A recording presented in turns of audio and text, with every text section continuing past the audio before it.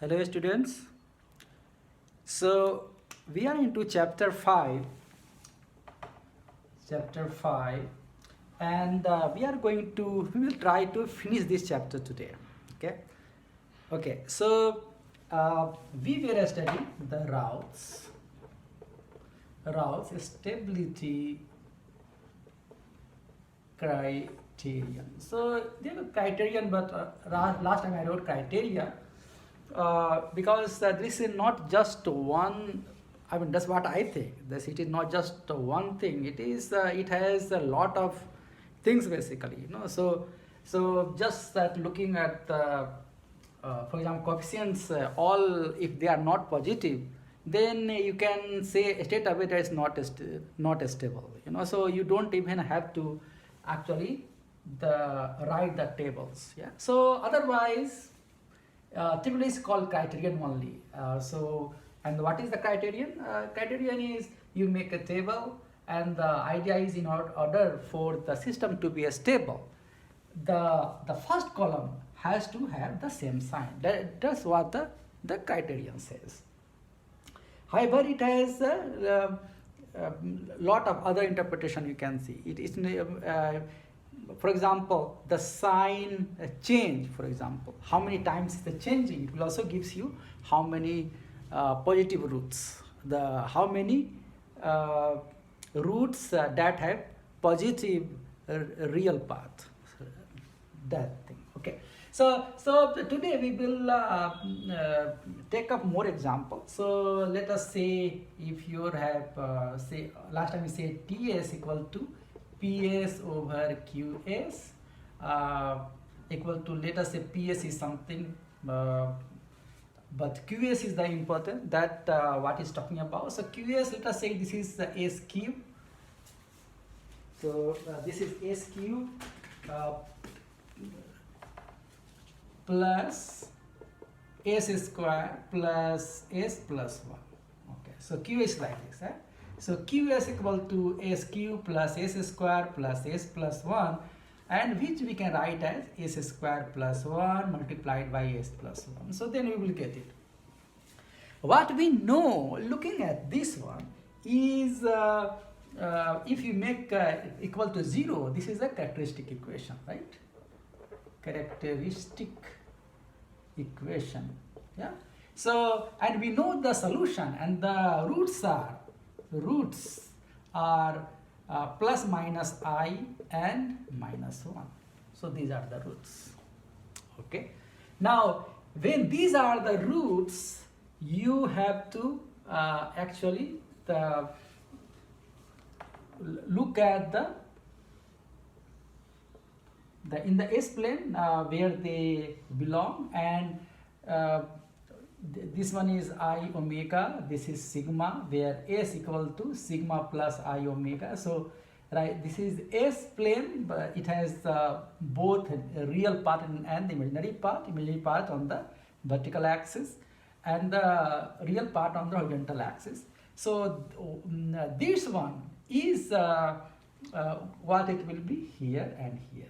Yeah. So here this is I, this is minus I, and here this is minus 1. Yeah. So what we get are 3 roots. Looking at this one, what we find, this is not stable, okay, or you can call it marginally stable, because there is no root which has a strictly positive root. However, because of this, there will be some oscillations, sustained oscillation. It could have, and hence this is still, it is not. It's not stable. Okay. Now let us see if we follow the Routh's stability criterion, and then how it looks like. From here we know.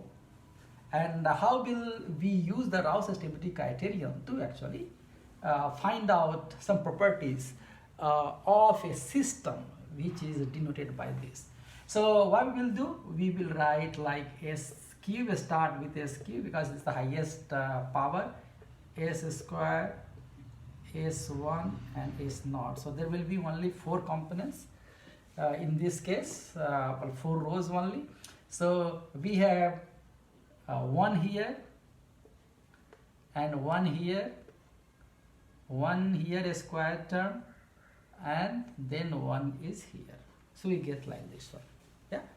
Then see here, what you have to do?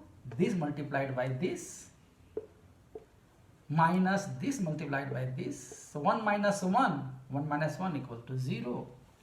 Okay. Of course, here it will be 0, hence what you get here also 0 only. So you don't get anything out of it, you know. So how will you complete this one? Because you have to multiply this by this minus this by this divided by 0, you know. So what should be the value here? So it's confusing. In this case, you know, all these things are happening because of this root. This is the purely imaginary root. Because of that you get 0 basically. Yeah. So so how to get rid of this? In that case, one of the way, there are 2 ways. One of the ways in which whenever you get in this kind of situation, you don't put 0 but put is, let us say, a small number. Yeah, E. Okay. Okay. So and which tends to 0 basically, but let me put like this one. Okay. So once we have that, now second one we can go. So here it is 0 is fine. Here you can, here also if you want to put E, you can put E, so no problem. However, the more important thing is here. So what you get here is here. So now again this and this, but you just put it here, it will be fine. So what we get? E times 1 minus 0, right? So divided by E. So what you get? 1 you will get. So E times 1, so E minus 0 divided by E, and hence you get 1. So basically what you get is 1101. And this tells you that there is a, since this is 0 is at the at the boundary of a negative positive number. Hence it tells you that there is a means purely imaginary root. Okay. So that's what it tells you. Okay. So because if a little bit negative, what you get, if one of them has negative real real part, then this you will get negative number. But in this case, since it has 0 real part, hence somewhere you will get both terms as 0, and hence in that case what you do, the first one you can put E, you know, not 0, but you put a number E which is very very close to 0, and then you work out, and then you will find 1 1, then epsilon, and then 1. Yeah. So that really means that in this case, since E is equal to 0, now you can write 0, but this tells you it has one imaginary root. There is other way of solving the same thing, and how do you do in this case? So in this case we will start the same way. So s cube, s square, s1, s0, and here we have 1 1 1 1, and then what you get? 1 1 0, you get 1 1, so you get 1 minus 1 divided by 1, so hence 0. Here also 0 minus 0 divided by 0, you get 0. Okay. Now once you have got 0, the next thing what you can do in this case is, you know that once you get 0, you know that it has purely imaginary root for sure. But only thing is, now we want to know what is here. This is important. We have to find out what is here. Here we found out this is 1 after assuming this is not 0 but epsilon, right? So here what will you do? In this case, what you're going to do is you're going to differentiate it. Okay, so QS, the differentiate this one, and you get 3s square. Yeah, then you get 2s. Wait a minute, guys. So not differentiate that. Okay, that was wrong. Differentiate this one. So right now what we got? So we get s square term is here, and this one is so that means this is s square term. So let's call it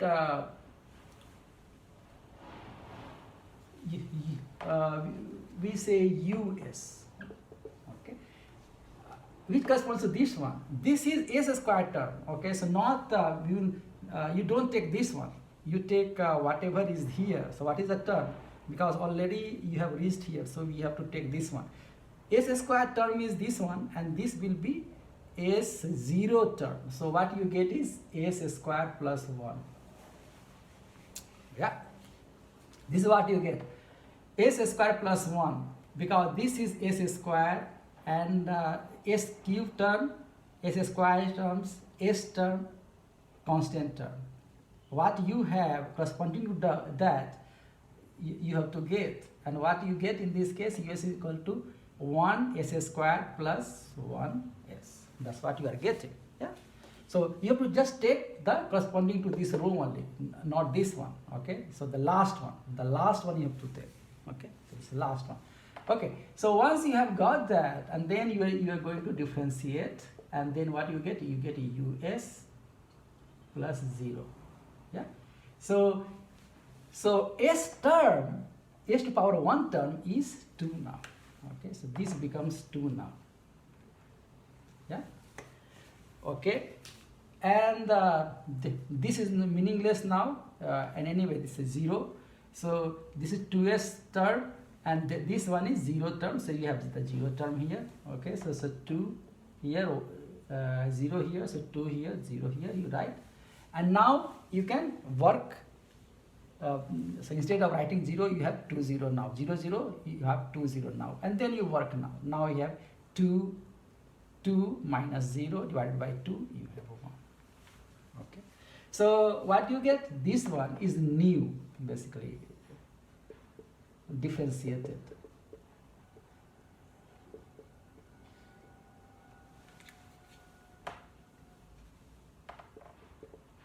So we just write based on differentiation. Yeah. So in this case, we get 1 1 2 1, but however we have to differentiate in order to get that. So what we see here, we have to differentiate once. Hence, so one differentiation means basically 1. Basically it's not 1, but the instance of always there will be like conjugate pair, basically, right? So whenever the solution comes in purely imaginary solution, that will have 2 parts. And so any solution which has which is a complex, which is purely complex, or purely meaning that it has imaginary part, will have 2 solutions at a time, conjugate solutions, right? So based on differentiation, one differentiation means one conjugate solution, right? So one conjugate solution, right? So this you have to be careful about. So this is a special case, yeah. So which is you have to take care of. You know? So either way, either you can work this way on that one. Okay. Main thing is doing more practice. You look at more questions in your textbook and you solve them, then you will have more feeling about all those things. Okay.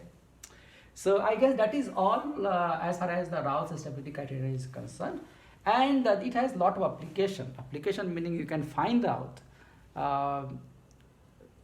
like the state of just looking at the transfer function, you can find out whether the system is going to be stable or not, or if there is some unknown in the characteristic equation, then you will find out the value of the the unknown value which will make it stable. Accordingly, you can choose the value for that. Okay. Now I'm going to talk about the steady state value. Right? So steady state value. For example, there could be error or something, error, etc. Then you have to find out. How will you find out? So there is a shortcut. So this is with reference to some tutorial questions for which I said I asked you to wait because there are shortcuts. So one way to just in time domain you find out what the value is, and at t equal to infinity you find out. Right? So steady state value, or the final value you can say, or final value like this one. So for example, the final value or steady state value will be equal to if it is, you say ft, yeah, so you say f steady state equal to f limit t tends to infinity, right? So at t equal to infinity you are going to find out the value of the function f, and you can find out the steady state value. Okay, this is one of the thing. You take inverse Laplace transform, you find out what the actual the function looks like. At t equal to infinity you find out what the value is. However, there is something called final value theorem. Okay, and this makes life much easier, especially when you have the functions known in Laplace or in frequency domain, in the complex frequency domain. So in S domain, if you know the corresponding values, based on that you can apply this theorem and you can find out. Okay, so basically we start with any function f is. So how do you write? You write it as 0 to infinity. This is what the definition of the Laplace transform is. Yeah. So typically you say 0 or 0 minus. You write basically here. So this is there are two sides at the 0. So we are talking about at the minus side. Okay. So something what I mean is if it is t here, so write 0 here. Little bit here will be 0 plus, little bit here will be 0 minus. So typically this is 0, you write 0 minus. Yeah, so that just to there will be some impulse, for example. Yeah, so before the impulse applied, you have to take that value. That's what it means, 0 minus. Or you can just simply put 0 also. You know, so we know we don't have to be so much particular or so much detailed about mathematics. We have been understanding this as an engineer only. Yeah. So, and this how I have been teaching. So you don't have to be so much detailed about all those things. Anyway, so I will just write 0 only. You know, so just write 0 only. Okay. So f is equal to 0 to infinity, and then you have ft e to power minus st, and then you have dt. Yeah. So this is by definition, this is what the Laplace transform. Laplace transform. Okay. Now, if you want to find out, what do you want to find out? We want to find out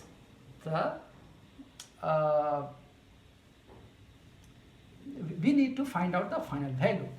Yeah, and if that is the case, there is we can also write something like this. If like this one, if instead of that, if we have f dot t, for example, then what happens?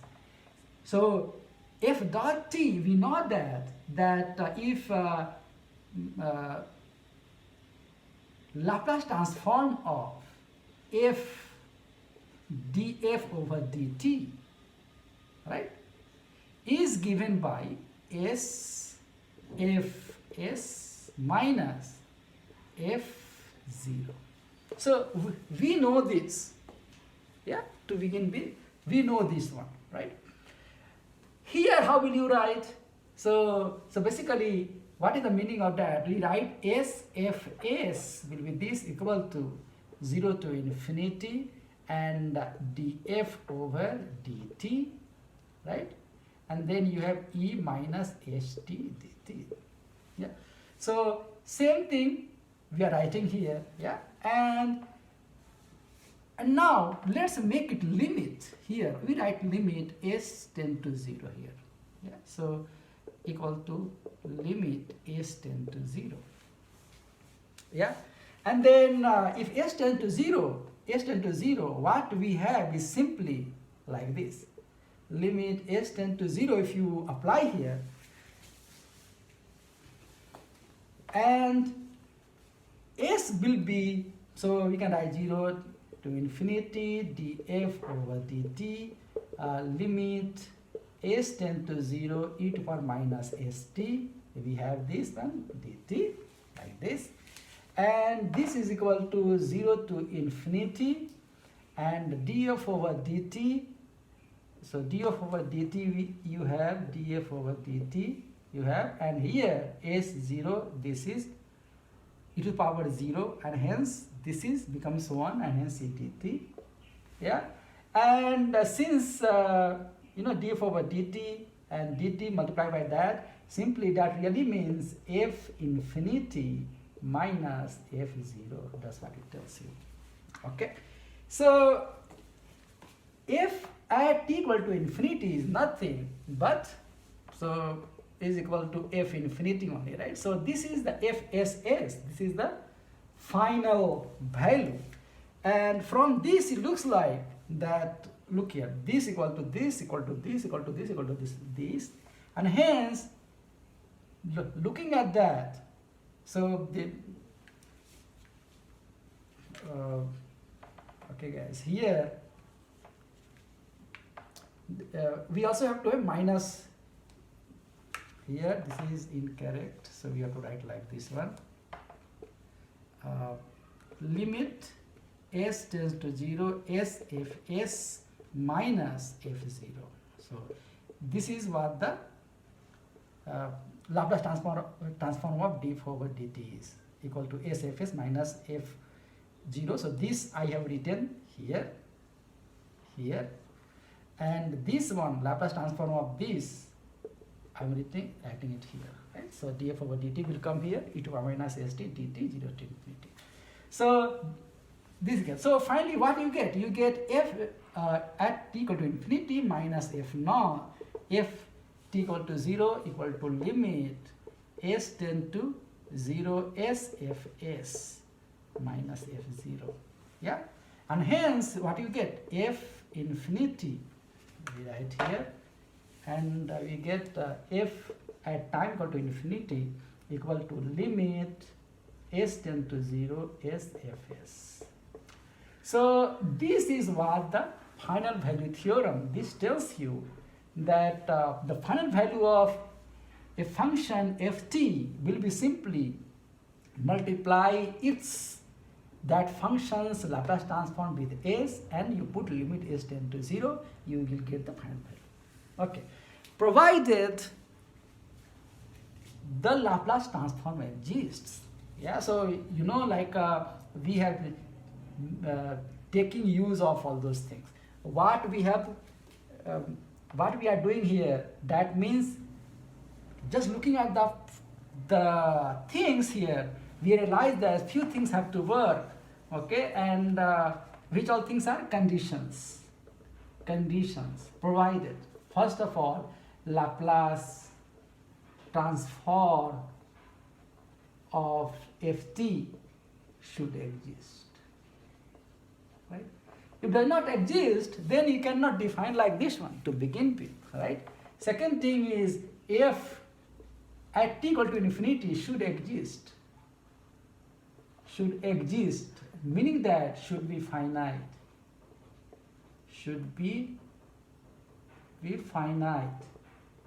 right? So exist means like that. It's not that it becomes infinity, and in that case it will not exist. Okay, so all those things you have to, the Laplace transform itself had to exist, the final value has to exist, then only you can apply all those things. So all of them should exist here. This should exist, this should exist, this should exist, this should exist. So, and here also Fs should exist and should not be like infinity and all. That is not existence basically. Yeah, so it should have finite value. Should be defined. Whatever the function we are dealing with, all should be well defined. That's what it is meaning. So you have to be careful in applying that. Okay, so when in case of, that really means in case of a stable system only you can apply. If the system is not stable, then you cannot apply it. For example, system is stable, meaning that it will have some value which comes back to the final position, right? So in that case, it can apply. But if it drifts, it becomes infinity. Some function becomes quite infinity at the end. So all those things then you cannot apply this theorem. Okay. So we will look at some examples. So let's look at one example, and this also gives you example why we have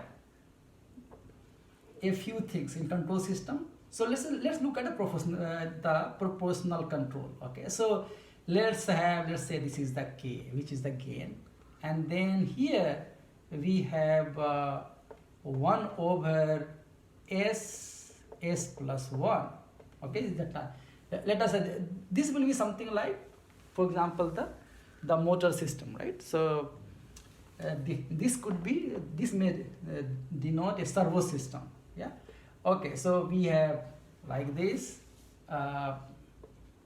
minus plus coming like this one. This is RT, this is CT coming here, and this is unit feedback system goes like this one. Okay. Now the idea is few things we have to find out in this case. Okay, and first thing we will find out K value for stability, right? Number 1. Number 2, we have find out the steady state error. Yeah? Or could be many other things you can find out, right? So how to find out now? We will apply the finite value theorem and we will find out. Okay, so to begin with, how the T is equal to Cs over Rs, we can write it as 1, this one first, so K multiplied by S plus 1 divided by 1 plus K S plus 1. Yeah, and finally what we get? We get K over S plus 1 plus K. Yeah, so this is the transfer function. Yeah, so now we will apply the Routh's stability criterion, and for that what we are going to write? We will write S square, S1 and S naught term, and S square is 1, and then after that S is here, and then we have K term here, right, and term is 0. Okay, so here what do we get? 1 K times 1 and minus 0, so K divided by 1, so K, so we have K like this one. Yeah. So as far as this is concerned, what we have? 1K, and we know that in this case the value of K has to be positive. Yeah, so simply in this case, if we say K equal to K, to make it stable, for stability K has to be more than 0. So as long as K is less than 0, greater than 0, sorry, K is positive, this will be stable. That's what it tells you. Okay. Now let's look at the long term, the final value. We will apply the final value theorem to for let's say k is greater than 0, so that is a stable. Okay, so then we want to find out for a step input. For a step input, what will be the final value? Okay, so if you apply the step input, so k is we want to make it a stable first. Yeah, so k is greater than 0 is given, so that is a stable. So this is stable. Okay. Now just write a stable. Okay. Okay. Now steady state value for steady state error. Let's find out the steady state error. So RT. Well, let's start with the impulse. Right. So RT will be a direct function. So delta t, and hence Rs will be equal to 1. Okay, and this is the steady state error will be here. This is Et. This is the error between the so Et. Okay, so Et. So error is equal to Et is equal to RT minus Ct. Right. This is the error. Okay, and we take the Laplace transform of that, and what we get?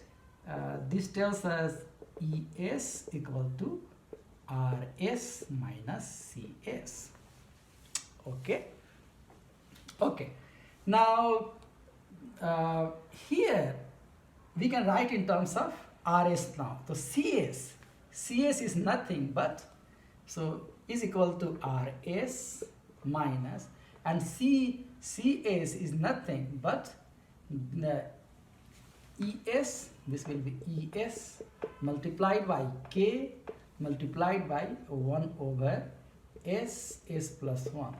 So this is what the Cs is, right? So this Cs is nothing but whatever the Es is, Es, and then multiplied by K multiplied by 1 over S plus 1, and which is equal to, it goes this side, and you get Es 1 plus K over S plus 1 is equal to Rs, and that really means Es will be equal to Rs multiplied by Rs multiplied by S plus 1 divided by S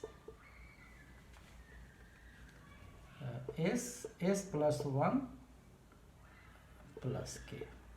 So this is what the Es is. Okay. We will write it here so that we will remember. We are going to use again and again. So this is Rs, S plus 1, and S plus 1 plus K. So this is how it is. Okay. Okay. Now next thing is we are going to find out the steady state value, means Et.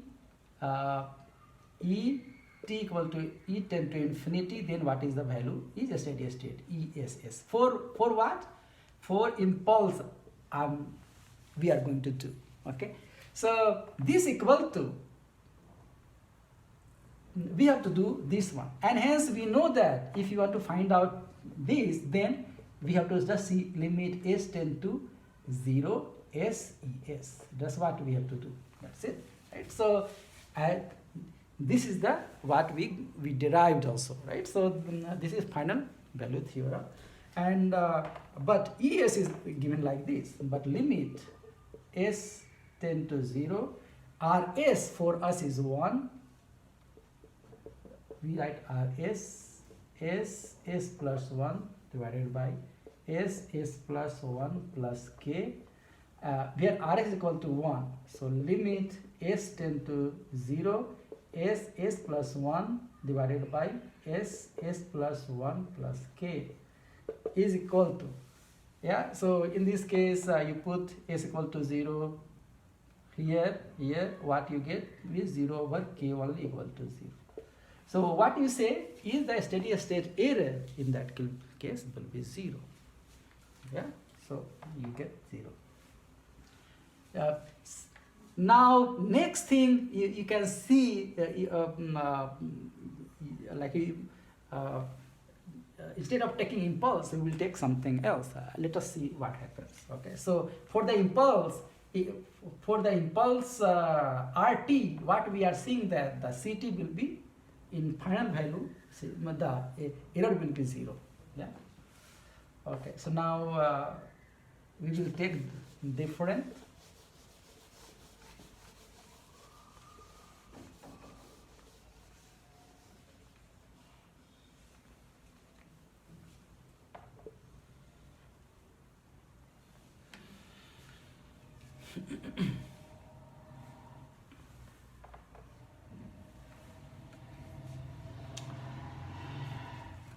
Okay, probably we missed one thing. So remember this ESS is equal to limit s tend to 0 SES, and in this case S, we have to also write S times ES. So S times RS multiplied by S plus 1 divided by S plus 1 plus K. So S term has to be there. And this is equal to 1. So what we get? Here we get actually limit s tend to 0 s square term, s plus 1 divided by s plus 1 plus k, and which is equal to 0. Yeah, so we missed this part. We have SES. Okay. Now next thing is without mistake, please correct that. Next thing is R, when we have RS, the step input, yeah. So when we have a step input, and then in that case RS equal to 1 over S, yeah? We know that. In that case ESS, steady state error, right? Steady state error ESS will be equal to limit s tend to 0 SES. So here it will be limit s tend to 0. We multiply s, and then RS is 1 over S. So 1 over S is RS multiplied by S plus 1 S plus 1 plus K. Yeah. So here it cancels out, but it will be limit s tend to 0 S plus 1 divided by S plus 1 plus K. Hence this will be 0 only. You put here, this will be 0 over K basically, so it will be 0. Okay, so a step input also you get a steady state equal to 0. Yeah. Now let us say you have unit ramp. These are unit step input, unit ramp input. Okay, and in that case RS will be 1 over S square.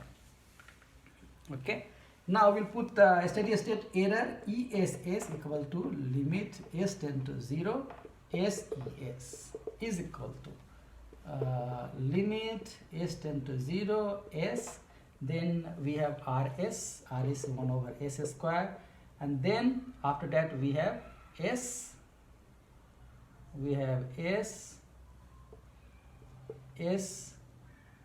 plus 1 divided by S plus 1 plus K.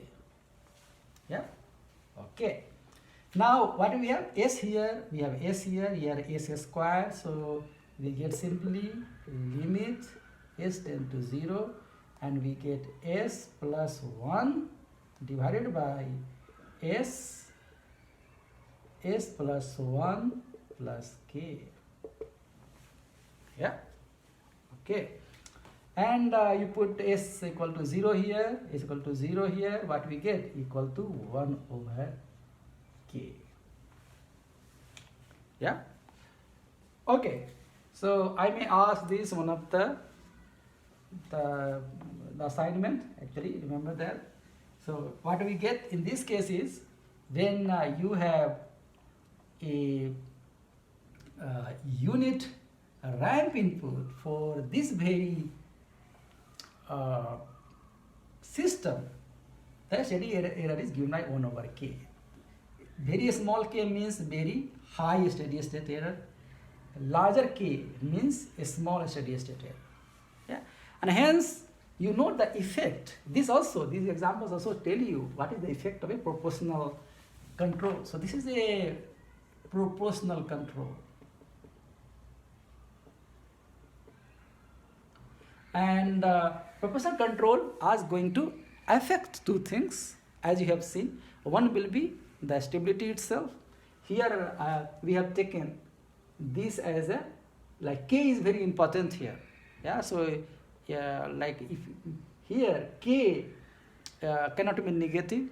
Yeah, so here it has to be positive. As long as it is positive, it is going to work. At the same time, k, you can control the steady state error as well. So it is going to, this k is going to affect the stability as well, the stability and the steady state error as well. Okay, so that's what you get out of it. Now we can also look at the, instead of k, which is the proportional control, if you have just integral, right? So just some integral control. Let us say you had k over s square. In that case, what happens? So what will be the behavior? Yeah, so we will do it. You can also view at k in terms of the underdamped, because this is a second order system. So in terms of underdamped, overdamped, and also, yeah. So before I explain the integral control here, we also look at from that perspective as well. Okay. So what you remember right now is, for this one, what we have seen, for this system, what we have seen, if we have the unit ramp, then you have a error basically in that case. If for unit step there is no steady state error, for a unit impulse there is no steady state error, right? So now let's look at this one, and we have TS. We know that we wrote like that. TS was k over s plus 1 plus k. So this is the overall the transfer function, right? Now the characteristic equation Qs is nothing but s plus 1 plus k equal to s square plus s plus k. Right? Now the root you can find out, right? The roots s equal to -1 plus minus root 1 and b square minus 4, and then a 1 plus k, 4ac divided by 2. Yeah, and which will equal to -1 plus minus root, and here 1 minus 4k divided by 2. Yeah, okay. So what do we get out of this one? Yeah, so here we can also write in terms of minus half plus minus root. Here becomes 1 over 4 minus k. Right? So we also write like this one. Okay. Now looking at this one, here, plus minus this only. Now here, if we have k equal to 0, then we will have root, real root, right? I mean k equal to, okay, just the condition. Now, like if you want to make it s equal to -1 over 2 plus minus this, and there may be the equal roots. If you want to make, then in that case the s becomes okay, let's look at the conditions rather. So conditions, okay, when k, we know that for stability k has to be positive, so we will put k equal to positive, yeah, so with k greater than 0. And now the conditions are, if k is equal to 1/4, and in that case we will have repeated roots, and this s will be equal to the -1, right? So in that case we will have s equal to -2 repeated roots, and which will correspond to the critically damped condition. So this will be critically damped condition. In critically damped condition, we have the repeated roots. Yeah. So k equal to 1/4, critically damped condition, and hence you know if we have k less than 1/4, k less than 1/4, then we will have two of the things. Yeah. And which all things? We will have s will be real, s1 and s2 will be real, and will be negative.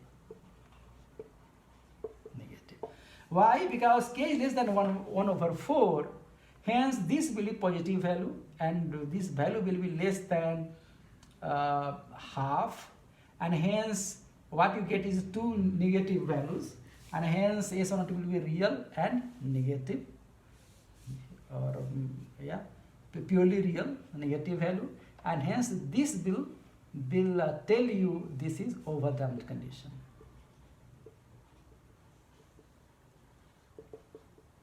Right? Okay. Now k is greater than 1/4. Yeah.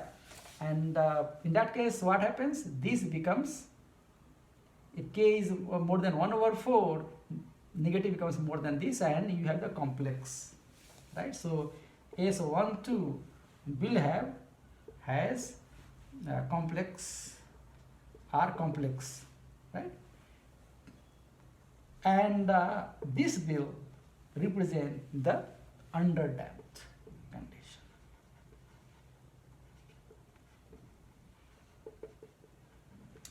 You can also look at from that perspective. Although this is not part of this plant, this is a plant, right? And this is a controller. So this controller, now the k you have the control over this value of k. You can change, you can fine tune the one that you like. So if you like, underdamped condition is important, hence k has to be more than 1/4 to make it underdamped. Yeah. If for some reason, if you know the critically damped condition, then you have to fine tune, you have to make k exactly equal to 1/4, and then you will get that. Yeah. So this also gives you the effect.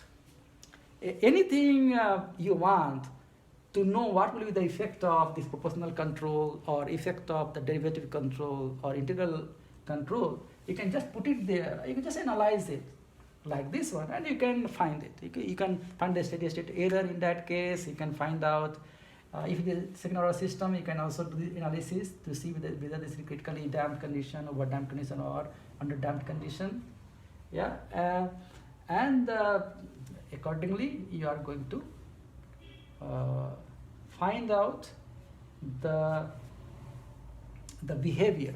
Yeah, so that gives you some idea. Okay. Now we will repeat the study, same study. However, instead of proportional control, let's have the integral control. Okay, so we write k over s. This is integral.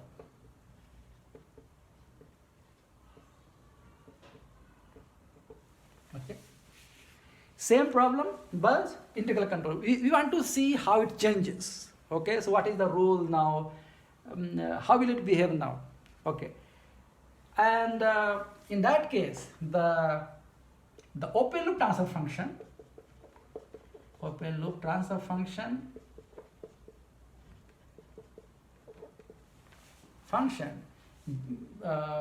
will be equal to k over s square s plus 1 multiplied by 1 here, and closed loop transfer function Ts, this is a closed loop, Ts will be equal to k over s square s plus 1 plus k.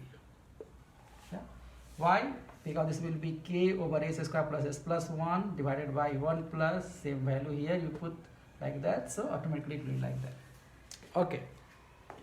What we get here in this case is k and then s cube, then s square plus k. S cube, s square plus k. Okay, so this makes it like this one. Now the question is this stable? Okay, just look at here. You have s cube term, s square term, s term is not there. Not there. Hence not stable. When it's not stable, you are not going to design anything like this one, and hence chapter closed. Okay. Regardless of what value of k you choose, it is not going to be stable because the coefficient of s1 is, s term means s to power 1 term. What I mean, s to power 1 term is not there, or coefficient of s to power 1 is 0. Hence there will be some negative root. Yeah, so then only it's possible. Yeah, so that we have seen earlier.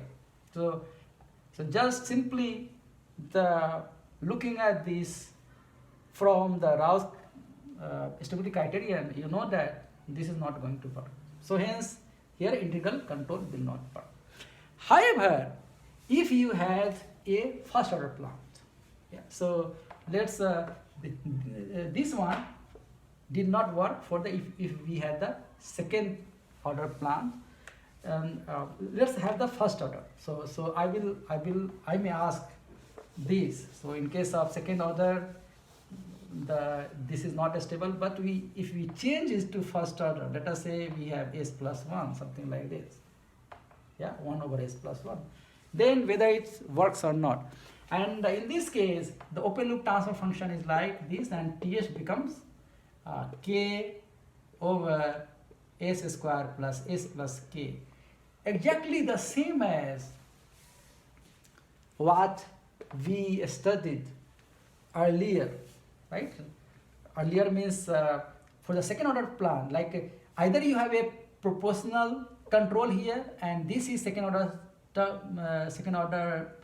system 1 over s plus 1, or you have a k over s here, and here you have a first order. This is the same, right? Same transfer function.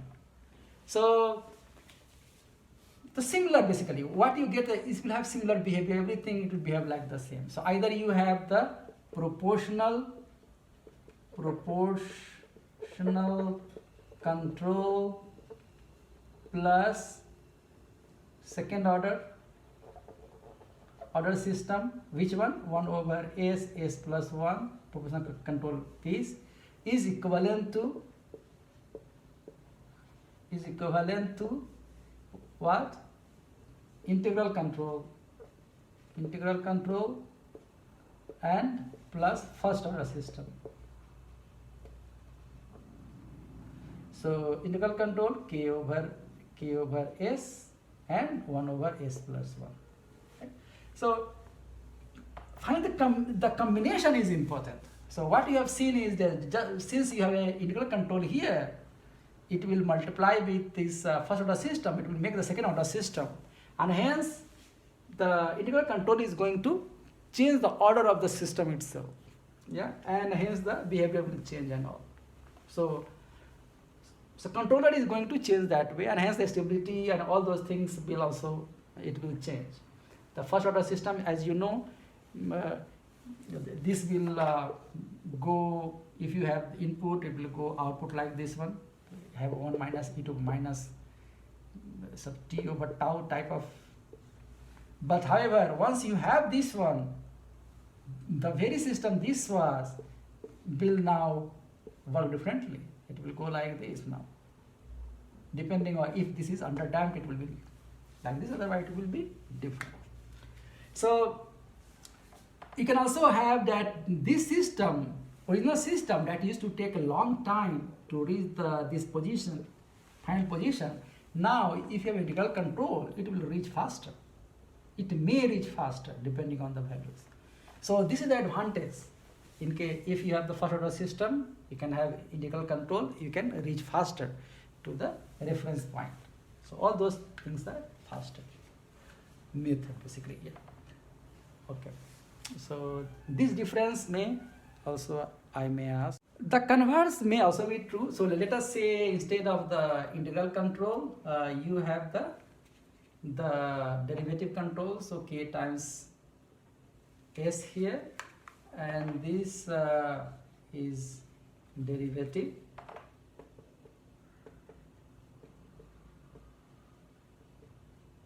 Yeah, and this is the original second order system. So ks like this one. Now ts will be equal to 1. What you get is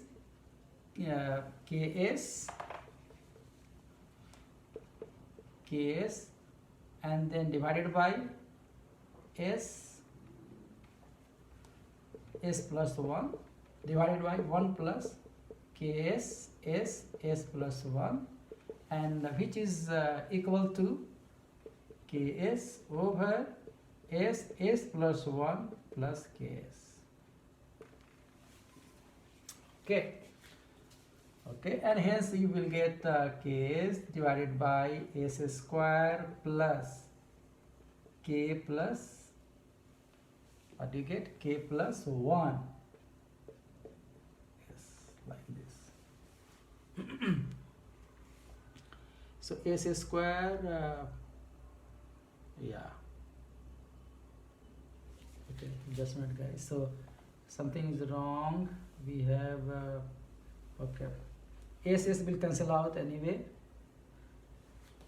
So this is S will cancel out. So will be k over, and what you have s plus k plus 1 only. Yeah. So s cancels out. Okay. So what you get is second order system, first order system. So we started with second order system here, 1 over s plus 1, and then you have derivative. So when you have the derivative 1 here, so second one, the second order system is actually converted into first order system. Yeah, just looking at this one. Yeah, okay. Converted into the first order system when you have like this one, you don't have any constant here like this. Yeah, so that's why these are s and s cancels out. Otherwise, the things will be different. So okay, that's what I mean. Okay, so in this case, now derivative control looks like this one. And in this case, if you want to find out the stability, for example, stability. So you start with the stability, and so for stability, the root will be minus k minus 1, and what we want to have restriction on, this value has to be less than 0. Yeah, and hence you have k plus 1 greater than 0. Yeah, okay, and that really means that k has to be greater than minus 1. Okay, so that means as long as k is greater than minus 1, it will be all right. Yeah, so typically these values are positive only. So what it tells you here is this is stable basically. So this is stable. Yeah, stable. We will assume k greater than 0, so hence it will be stable only. Assume, right? Requirement is since k is greater than -1. So since k is greater than -1, it will be stable only. The stability is done. Now next thing is the steady state error. If you want to find out, so steady state error, in order to find out in this case, let us say you want to find out for see the impulse. So let's do it here. Okay. ESS, impulse. So RS will be equal to RS will be equal to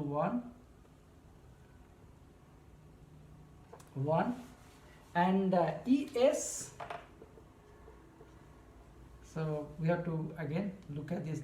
So ES will be nothing but equal to we can write this way. Okay, in terms of TS we can find out.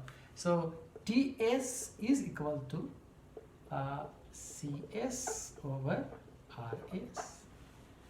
Yeah, and ES is equal to RS minus CS. Okay, is equal to, and where CS, so we have RS minus CS equal to RS minus TS. What we get is 1 minus TS multiplied by RS is the ES.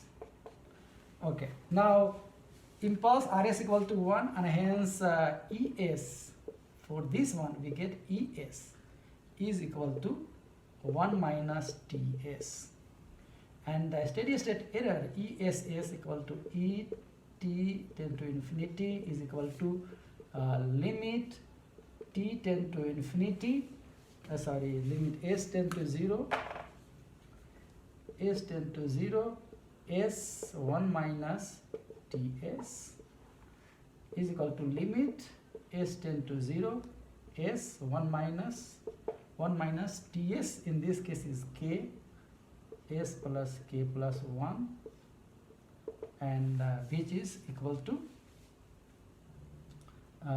s plus k plus 1 minus k divided by s plus k plus 1. Yeah, and then we get s plus 1 divided by s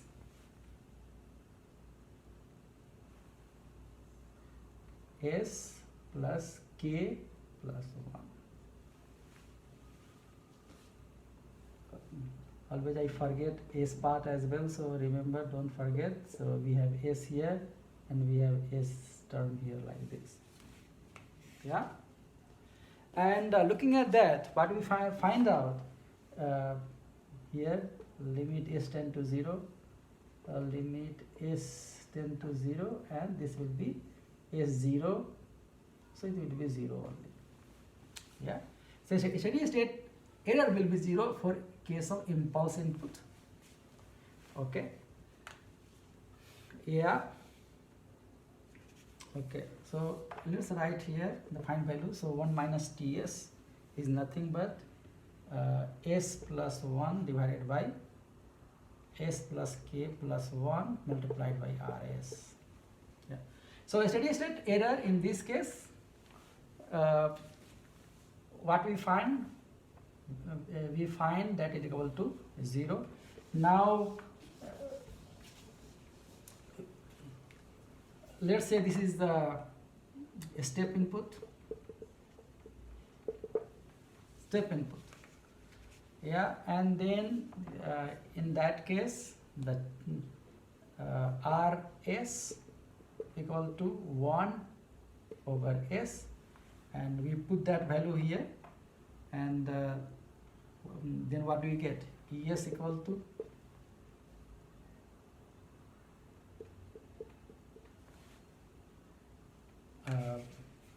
steady state error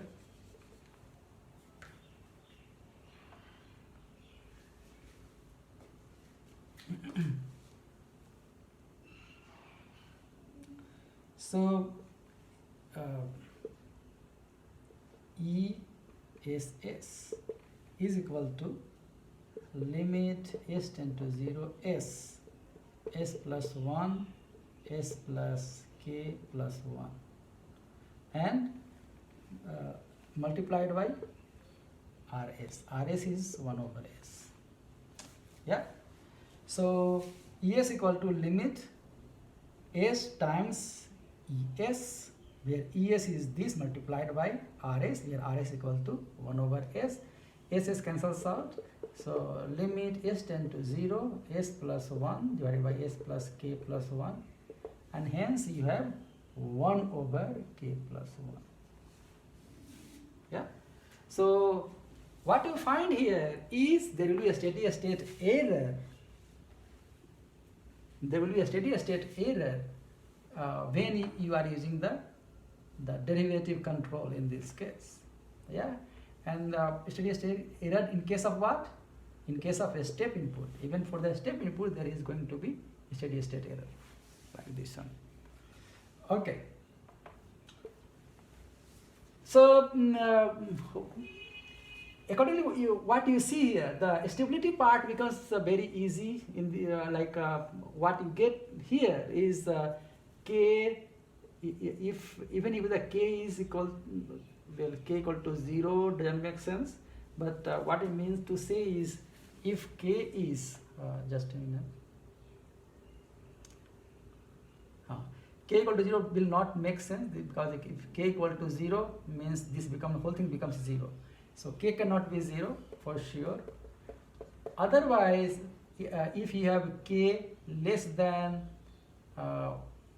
0, like minus 5, then also this becomes minus this, so there will be negative transfer function, which is all right. Yeah, so the sign is only different, but it cannot be, k cannot be equal to 0 anyway. So in all these cases, typically the gain is positive only, hence we will assume like this one, and hence it works like this.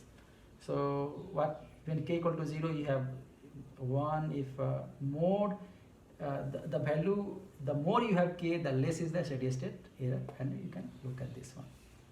Yeah. So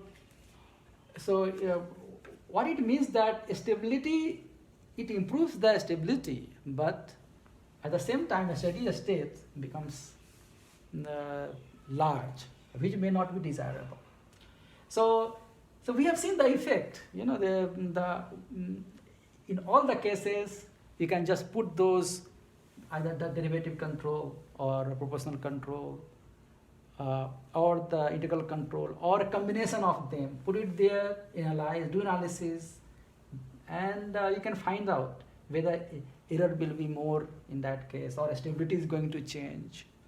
All those things we can do. So I've analyzed here just to show the effect it has, but at the same time, we also looked at the steady state error. We looked at we used the final value theorem to predict the steady state error. We also looked at the stability criterion as well. So these are as examples basically. So this will serve as an example. So that's how you can yourself try. You can try both of them. You know, so you may have PID control. Yeah, so you can try this. So k1 over s plus k2 plus k3 s. You know, so then equal it to PID control.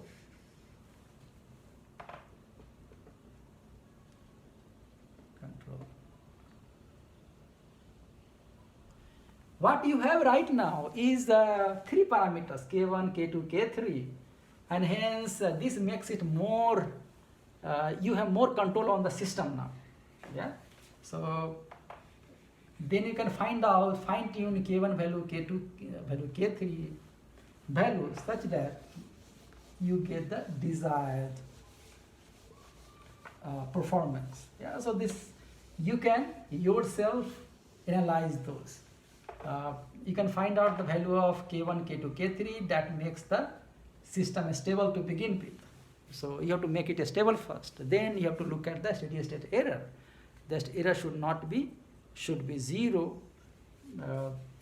so that whatever you want to achieve should be achieved. Yeah.